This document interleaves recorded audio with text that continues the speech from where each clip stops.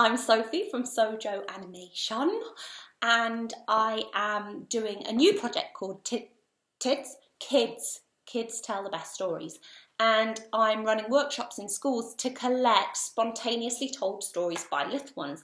Now, I'm kind of aware that my kids are brilliant at telling stories when they're in their kind of home environment with me, and I'm scared that I'm missing out on some real corkers because I'm just collecting stories in schools. So with that in mind, I am opening this out to you guys. If you've got particularly chatty little ones that love to tell you a good story or two, or perhaps you haven't played the game of telling stories yet spontaneously and you might want to hop in and have a little whirl at it, then this is the project for you. Now, I don't know if you guys have seen my first animation in the series because I put it out there a few weeks back, but it was by a little boy called Morris, a 3-year-old. Kids tell the best stories. Story number 1. The baby, the sound, and the bird. By Morris. So Morris's story went down a treat, and I'm hungry for more. I want more stories, but I don't want them just from little ones. I would like to collect stories told by bigger kids as well. So anyone who thinks that their child might like to get involved, please send in your stories. Now, there is no rule about how you collect the story, but I'm going to suggest to you one method that works really well for me with my kids. So, I've written it all down here in my book from the Apple Tree, one of my favourite shops in the world. Hang out with a child who loves a good natter every now and again. Get your phone out, make it obvious, it doesn't have to be a secret, and say something like, don't mind me, I'm just going to record something brilliant. Hit record on your voice recorder, and then pop your phone down on the table while you pick up a pen and a piece of paper and you start, while you tell your story, to draw little pictures about it. So you might say, I'll start afresh.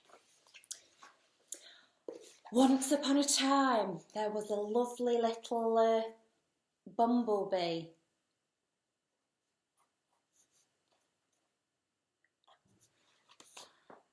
Who had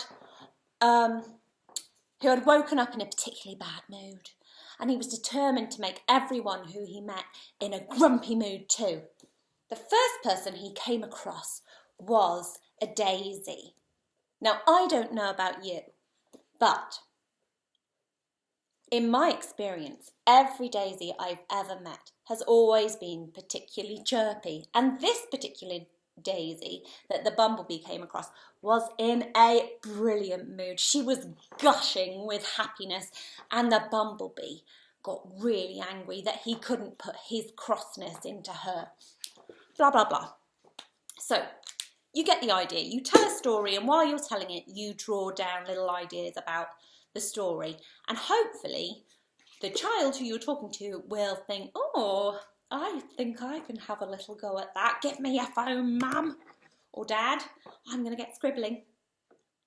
And then you can collect a story told by your little one. Now, what's next? Let me have a look. So, yes, I put grab a piece of paper and a pen, pencil, felt tip, whatever you want to draw it. Or sometimes I get my kids to draw on mirrors or windows using the chalk pens, and that's really cool and that's exciting as well. That kind of gets them in the mood because they're doing it on something that's unusual. So you might want to go down that route. And if they do that, then you can take a photo and send it in to me. So yes, the other bit to remember is keep in the mistakes. I love mistakes. Grown-ups, here, this is what I wrote down. I'll have to read it to you. Grown-up stories lose that bit of je ne sais quoi because we have to think things through too much before we let them out of our mouths for fear of making mistakes. Well, no. In Kids Tell the Best Stories, we embrace mistakes as wonderful stepping stones of spontaneous thought towards a cake of original awesomeness. So, yeah, make mistakes, keep them in. In fact, I don't know if you've seen my animation, The Big Bad Wolf, one of my favourite bits in The Big Bad Wolf is when Amaria says, "Bo." Yeah, bo. Are you a nice one or a nasty one? It's just brilliant. Bo is my favourite bit. Oh, yeah. Anyway, so make up a spontaneous story. Keep it short. It's not about you. And then hand your phone over to the little person. Don't worry, by 8 months old, pretty much all babies have worked out how to use an iPhone perfectly. So you just leave it to them. This is important too. While your child is telling the story, listen. Listen and smile if it's a happy bit, or look worried if it's a scary bit, but just generally nod and respond to the story as it's being told so that they know that you're there with them in the moment, listening and enjoying their storytelling. Oh, and here's another really important bit.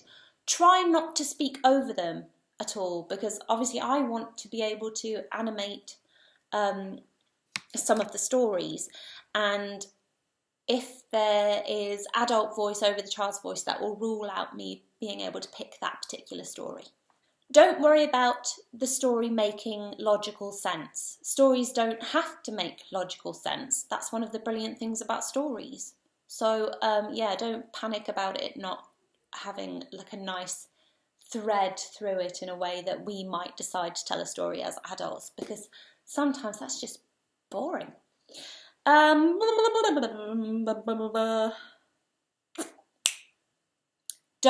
worry about it morphing into a story that kind of already exists. You know, if Spider-Man rocks up halfway through the story, or if Cinderella's suddenly there with only one shoe, that's cool too. I still want to hear those stories. They won't be the same as the original. They will be original.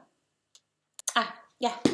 So I need you then to send in the audio recording, and you can email it to me at hello@sojo.pro. That would be fantastic. And take a photo of that artwork and send that in as well. Or if you have a scanner and you want to scan it and then send it in, that's also brilliant. The other really important thing is that you fill in the form. If you would like your child's story to be considered for this project, then I need that form filling in, which essentially means that you're saying that that you give me permission to use their voice and their artwork for animations and for a possible entry into the book that I will be releasing via Sojo Publishing Mouse once all the animated series is finished. You'll find the form in the first comment below. Download it, print it out yourself, fill it in and send it back to me. Okay, so that's it. I can't wait to hear your stories. See you later. Sojo.